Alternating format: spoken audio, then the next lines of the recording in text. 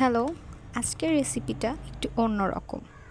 মানকচু বা শোলা কচু, এটাকে যেটাই বলা হোক না কেন, খেতে কিন্তু ভারী মজা, যে পদেরই আপনি রান্না করেন না কেন। এই কচু মূলত গাছের কাণ্ড, যেটা মাটির নিচে থাকে এবং অনেক লম্বা হয়।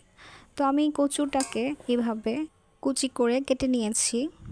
দিয়ে দিচ্ছি সামান্য তেল, দিয়ে দিচ্ছি পেঁয়াজ, কাঁচামরিচ ফালি সামান্য সটে করে নিতে হবে।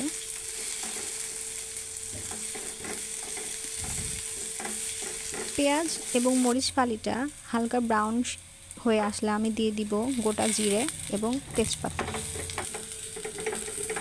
সামান্য আরেকটু সটে করে নিয়ে আমি এর মধ্যে দিয়ে দিব ফালি করে রাখা মানকচু।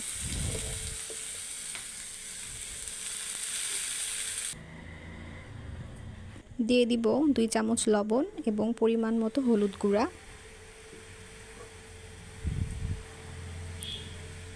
সবগুলোকে একটু হালকা ভেজে নিয়ে আমি 5 মিনিটের জন্য ভাপে দিয়ে দিব। কোনো রকম পানি অ্যাড করতে হবে না, লো হিটে ভাপে দিলে এটা অলমোস্ট সিদ্ধ হয়ে যায়, অনেক সফট। আপনারা মূলত বাজার থেকে একটু বড় মাপের বা পুরনো মানকচুগুলোই নেবেন, কারণ যত বেশি পুরনো মানকচু তত নাকি এটার খেতে স্বাদ হয়, কচিগুলো তো অত স্বাদ পাওয়া যায় না। তো আমি ঠিক এভাবে ভেজে নিচ্ছি।